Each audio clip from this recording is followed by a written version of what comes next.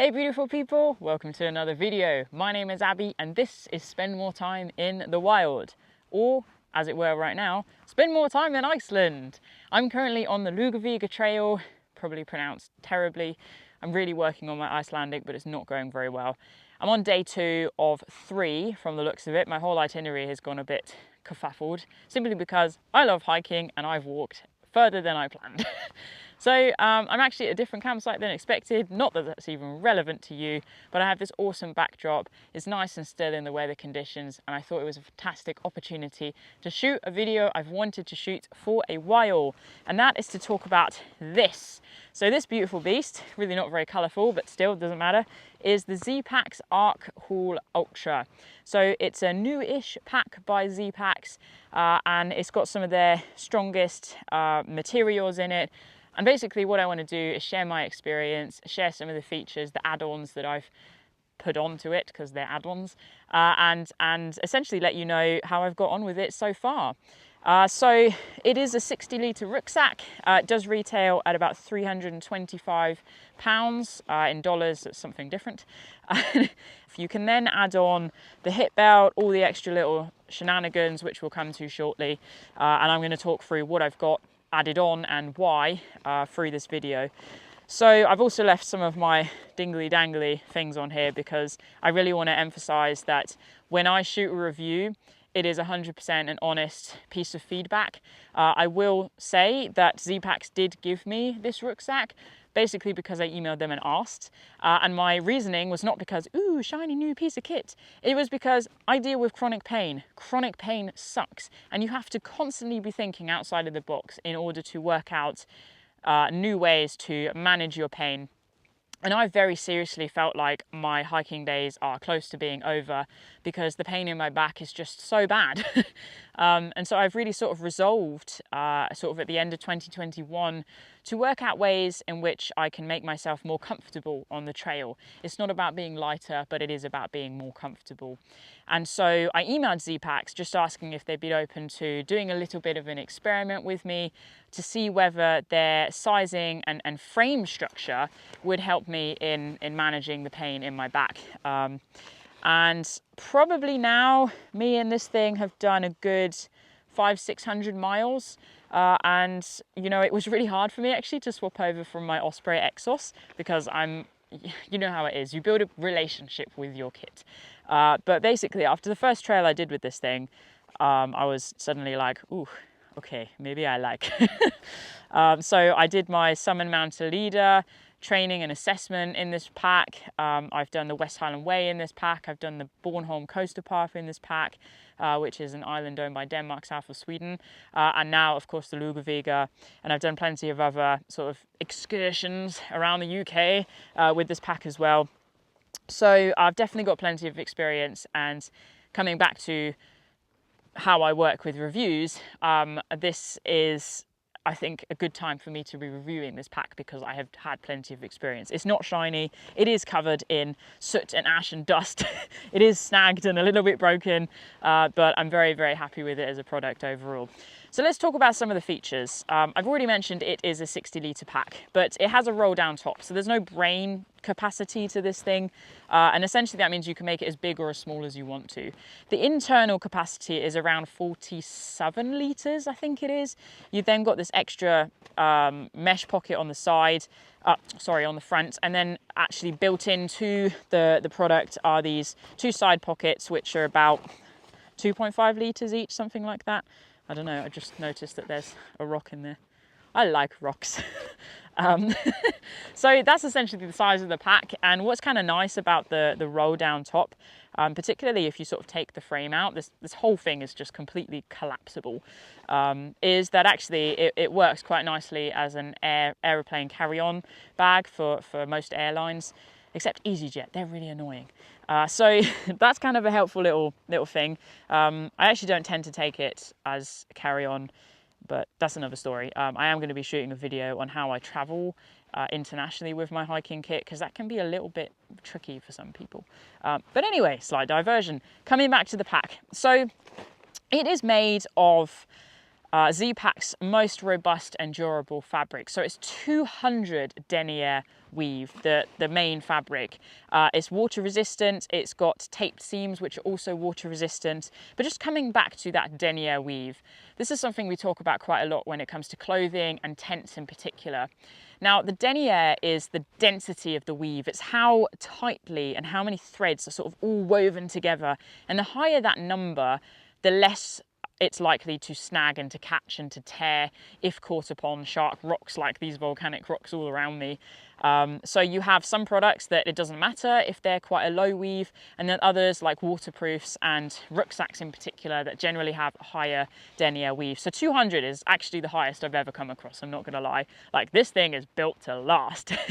And the fabric itself is ultra high molecular weight polythene, which is a bit of a mouthful. So the face fabric is laminated to a waterproof lining, and basically it's inherently waterproof and has an extremely high tear and abrasion resistance factor. So it's all a bit fancy-pantsy, if you ask me. And just to translate that jargon into general hiker English, basically, it's gonna last you. So, you know, when it comes to spending quite a bit of money on kit, I think you can sort of fall into two categories. You can just be quite materialistic and you just want the fancy shiny stuff, or you actually want to spend the money because you've saved and you've worked hard and you want to buy a piece of kit that is an investment, that is gonna do hundreds, if not thousands of miles with you. And I can tell you that the material that this pack is made of is certainly ticking that box right there.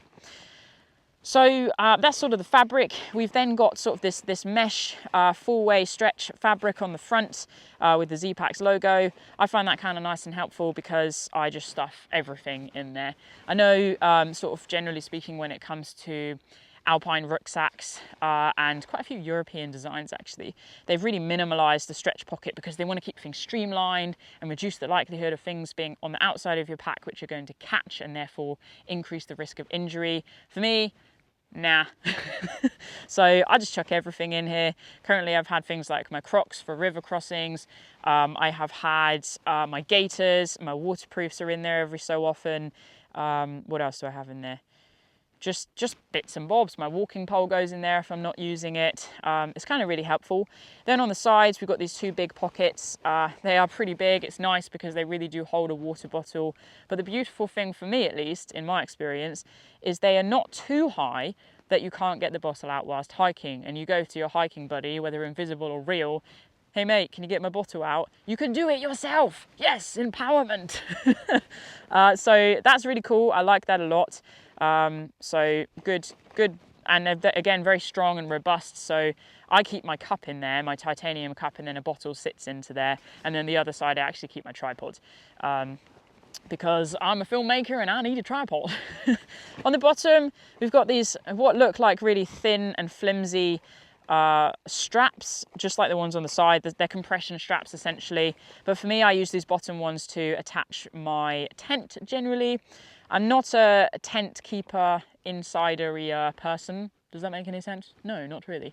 I tend to keep my tent on the outside of my rucksack just because it's the last thing I pack away, and it's just what I've always done, actually. I've never needed to put it inside my rucksack for whatever reason. So I really like having these straps on here, and I've been very surprised when I have tried to put my tent on various other rucksacks on the bottom. The straps, after a while, particularly in cold, wet environments, they break. And it's annoying because then I'm like, what do I do with my tent?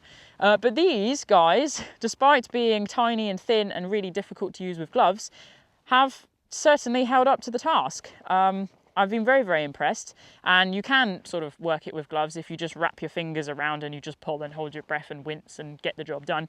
But my tent has stayed on firm and thorough through airports, transfers, just through being thrown around and used by me. So really cool little straps on the bottom there.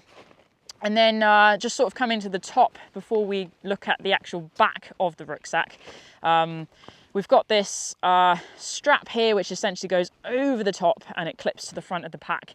So this is actually designed for bear canisters. You can get a Y-shaped one as well. So it's sort of two straps that come over. Just means like your bear canister is going to be held on much more securely. For me, I don't need that, but I do quite like it as a tidying feature. And every so often I've chucked a jacket on there or something, just because I'm being lazy and I can't be bothered to open up the whole thing. So we'll come to the roll top system in a moment because that's going to take us into the pack. Let's flip it around and have a look. I mean, I appreciate everything around me is either green or black because I am in a volcanic environment and the rucksack is black, but hopefully this is all showing up. So when you buy the pack, you get the pack with the shoulder straps and the back attached. Now the back is all removable. It's made of really lightweight, I'm pretty sure it's carbon fiber. Yeah, no, it definitely is carbon fiber. So it's super bendy. You can actually take it out if you want to. And then on the back, you've got this, again, four-way stretch back system, and the whole point of that is designed to aid airflow. There are tensioning systems, so you can pull that as tight as you want to, which is kind of nice. I haven't actually played around with that too much, to be honest. There you go. Even just a couple of tugs have created that airflow space there. I don't know how effective it is because the mesh has so much give. So with your back pressure, it just quickly pushes against the back of the rucksack. But the thing is, there is a gap, and that counts for something. It's not just a rucksack with a back and a front. So that's cool. Then you've got the shoulder straps, again, completely adjustable. It's worth noting that you buy the frame size for your body from Zpacks, just like a lot of these ultralight packs, again, to make things as customizable as possible. I think, again, that can seem like, ooh, so you can spend more money. It's purely to build a product that is best used by you, so you're not carrying extra stuff that you don't need. So it's a fantastic system, I find, actually. So the shoulder straps, they have sort of got this daisy chain webbing on the side, so you can add a shoulder pocket if you want to. There's also the sternum strap. You can take off all of the straps if you want to. You can even take off the shoulder straps if you want to. I'm not going to do that. Very important. And then coming down, the hip belt is something you have to add on because some people are larger and some people are smaller, some people are taller, some people are shorter. So again, it's one of those things that's a really great system to have, so you can build a pack that actually fits you, which I really like. So it's got a really nice, strong, robust clip. I've been pretty impressed by that, actually, because again, it's a good size to use when you've got gloves. They haven't skimped there.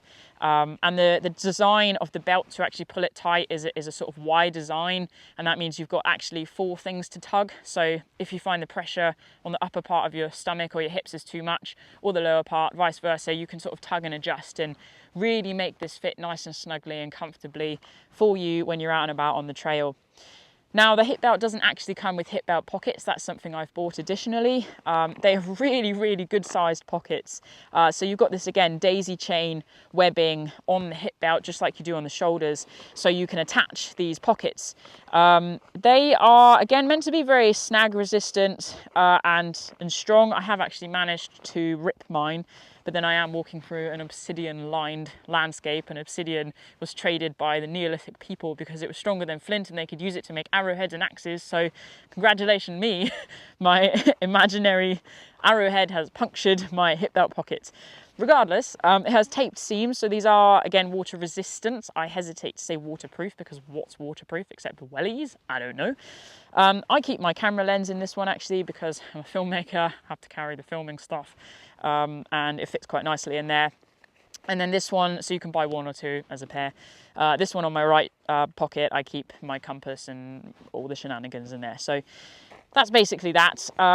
The sort of webbing stuff, what do I want to call it? What's the word I'm searching for right now? The squishy stuff that makes the straps quite comfortable. The padding, let's go for padding. It's not as thick as you get on some rucksacks, actually, but for me it's just right. But what I have found is you get a certain amount of wear after a while. Weirdly, I have more wear on the right side than the left, actually. That's something that I didn't notice before, but there we go. So that's essentially that. And then the only other thing I've added on here, very, very badly, is this, which is a top pocket for the side. So again, it's pure mesh. There's nothing waterproof about this. You can't even tighten it at the top.